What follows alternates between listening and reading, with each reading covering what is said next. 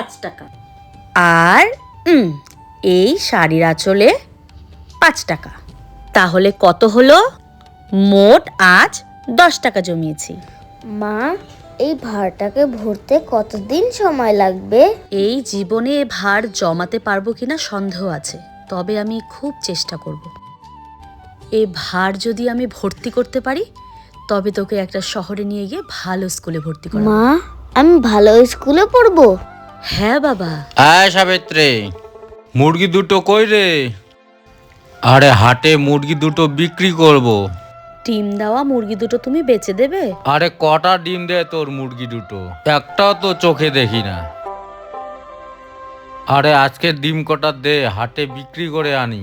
না মানে আজ এখনো ডিম দেয়নি। ডিম না দিলে মুরগি দুটোকে কালকে হাটে বিক্রি করে দিয়ে আসবো। তুমি বাবাকে মিথ্যে বলছিলে মা?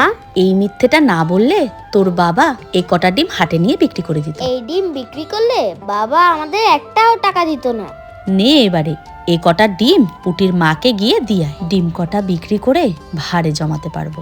দিদি, ও দিদি, বাড়িতে আছেন? কে?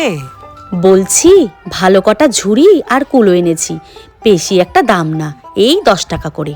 কই দেখি, তোর হাতে বানানো? হ্যাঁ দিদি। দে একটা ঝুড়ি, এই নে 10 টাকা। লোকের জমিতে কাজ করে হলেও আমাকে ভাতটা জমাতেই হবে, এতে আমার ছেলেটার ভবিষ্যৎ জুড়ে আছে। মা, বাবার হাতে সেই লক্ষ্মীর ভাড়টা। কি কি বলিস বাবা?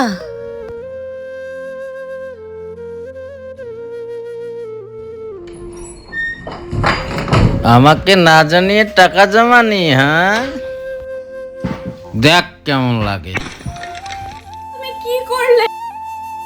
ভেবেছে আমি খুঁজে পাবো না? হ্যাঁ, তুমি এটা ভেঙে দিলে। ছাড়বি পা, কষ্ট করে ছাড়বি, তিল তিল বলছি করে আমি ছাড়। এটা জমা, কত কষ্ট করে তিল তিল করে আমি এটা জমাচ্ছিলাম, ভেঙে শেষ করে দিল। এইটা আমার বাচ্চার ভবিষ্যৎ ছিল।